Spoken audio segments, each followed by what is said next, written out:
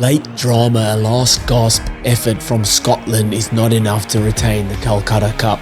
A tale of missed opportunities, missed kicks, but a ruthless defensive England performance sees them regain the Calcutta Cup and to beat Scotland for the first time at Twickenham since 2017. 16-15. Huge result for England. Before we get into it, let me know in the comments what you guys thought of the game, who played well, who didn't, who was your man of the match. Ton of missed opportunities from Scotland. England, get the job done. What did you guys think of the game? Let me know in the comments. Hit that subscribe if you haven't already. Let's get into it. All right, we'll stay on England first.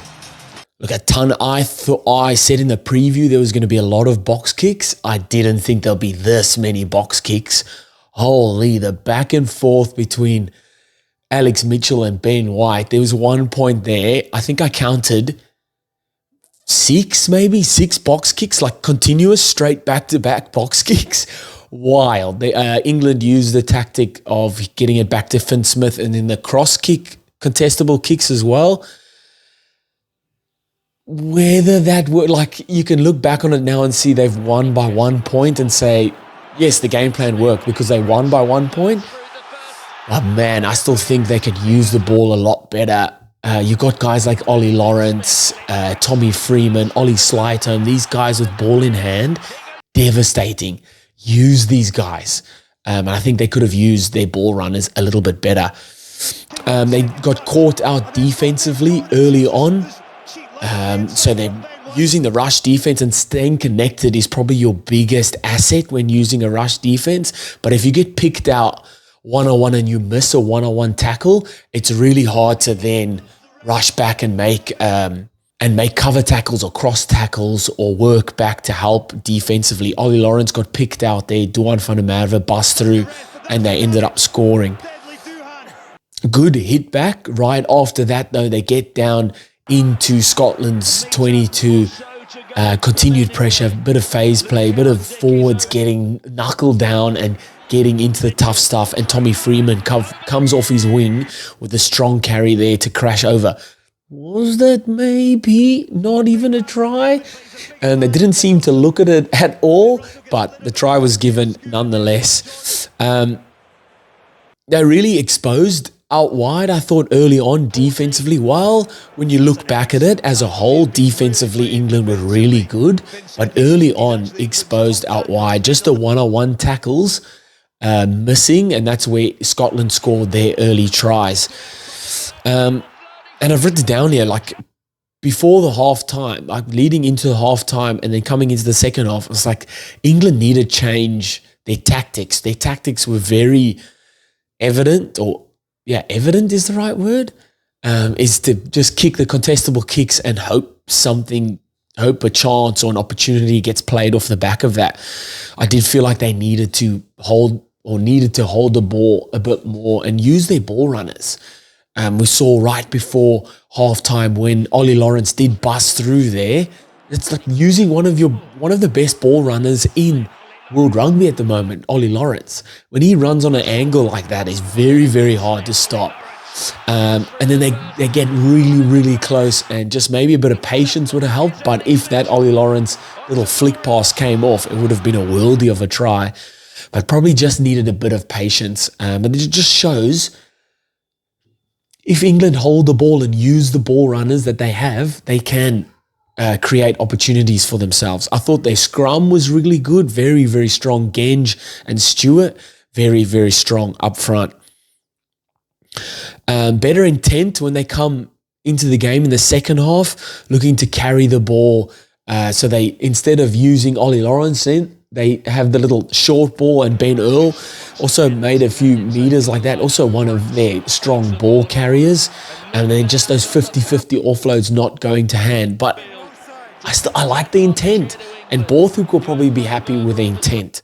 They want to play with the ball. You have the players to do it. Let's play with the ball. Penalties using, and then so the penalties they use to get level and then to go ahead, this comes down to those decisions made by the captain, whether to go for back yourself and go for touch and get the line out and try and score tries, or then kick the penalties. And Maro Toje just decides, let's just keep that scoreboard pressure, turn our opportunities that we've got into points. And those points, whether it's a 3 points or you go for the try, in hindsight, whatever decision is made is either a good one or a not so good one. And the decisions to go for points and then kick those points over proving to be very, very good.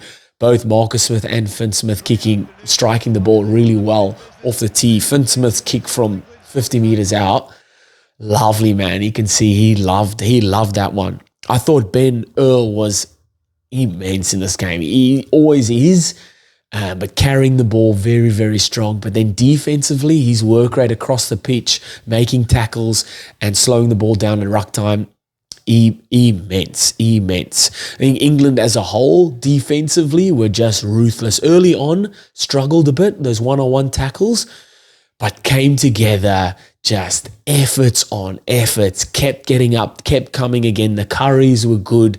Chesham, Itoje, Ben Earl was immense. Ollie Lawrence, Henry Slade out the back, just efforts on efforts, second efforts. They'll be absolutely chuffed with their defensive efforts in this game. Definitely do think they could have used the ball a little bit more, but looking back on it, they won. 1 point win is a win. Haven't beaten Scotland in 5 years, haven't beaten them at Twickenham since 2017. Win is a win, and they'll be happy. They'll be ecstatic with this one. There'll be beers. Beers will be drunk tonight. Going over to Scotland, oh man, a tale of missed opportunities. Probably 5 missed opportunities. Entries into the 22, like immense, I think into the double digits. But then converting that into points, very down low. The 2 tries they scored wasn't even entries into the 22. That started outside the 22. And they scored off that. There was no phases in the 22 for those tries. Oh, except for the last try, that is. The first 2 tries were from outside. They were the first team to have a crack. Duan Fonamavra coming off his wing, getting in the midfield there, picking off Ollie Lawrence, bouncing out, little offload. What I loved about this try was Tom Jordan's left to right pass to Ben White. He's at full tilt. Tom Jordan, you can see he sees a forward is coming across, so he gasses, he puts on the afterburners on the outside, and that left to right pass at full pace, that skill set, I just love that skill set, man. Knowing how to do it, when to do it, and then execute it as well. Elite. You're sitting on the couch thinking, oh, he should be able to do it. It's only a 10-meter pass. But try running at full pace. Defenders in front of you. There's a defender in between you and your support player, and nailing that pass. Lovely. And then Ben White, the number 9, running that support line as always, and a great try there. A ton of box kicks. They just like tennis, back and forth. But then I thought when Scotland did run the ball early on, they were reaping rewards off that. Hugh Jones going over to score, and this is from a set piece from the line out. So they had the midfield set up with the forwards, but Finn Russell skipped past that. Lovely interplay between the backs. And that's that defensive, that midfield forward pod really sucking in the defense and then skipping past them. And England's backs are just exposed out wide, and Hugh Jones crashes over to score. You're not stopping him that close at all. A ton of missed opportunities before halftime, and then they start the second half with another missed opportunity. Oh man, it's coach killers. That's the championship minutes as well, before and after halftime. And it is absolute coach killers when you miss those opportunities. I thought Jamie Ritchie was unreal at ruck time. Rory Dodge is probably your go-to man with stealing the ball or slowing ball down. But Jamie Ritchie put his hand up. Yeah, he was unreal. I think he had 2 or 3 turnovers. He was really good there. I thought Scotland were very flustered after line breaks. Finn Russell got a line break, went to 5 meters out from the try line. 4 phases later, they end up on their back on the 22-meter line, and then a turnover happens. And then that's probably credit to England's defense. They're really numbering up and applying a ton of pressure like that. But man, when you make line breaks like that and you're right on the line, you expect a team like Scotland with someone like Finn Russell at the steering wheel to be able to round those opportunities off. Scotland, I thought, lacked a bit of creativity in attack, and it's probably credit to England's defense. They were just smothering everything Scotland threw at them. And as I was writing this, Scotland come up with a huge second phase play, set piece play that sees Stafford McDowell busting through the middle. I think they noticed that England, their defenders right near the ruck, like to push up and out. And when you do that, you're leaving the space in between that first defender and the ruck exposed. And Scotland have that little phase play where they bring that ball back. Stafford McDowell busts through the middle there. Then they do show a bit of patience, and they do show that they could convert these line breaks and opportunities into points. Little phase, the ball goes down there, and then they spread it wide, and Duan van der Merwe goes over in the corner. And this is late. There's 5 minutes to play or less even.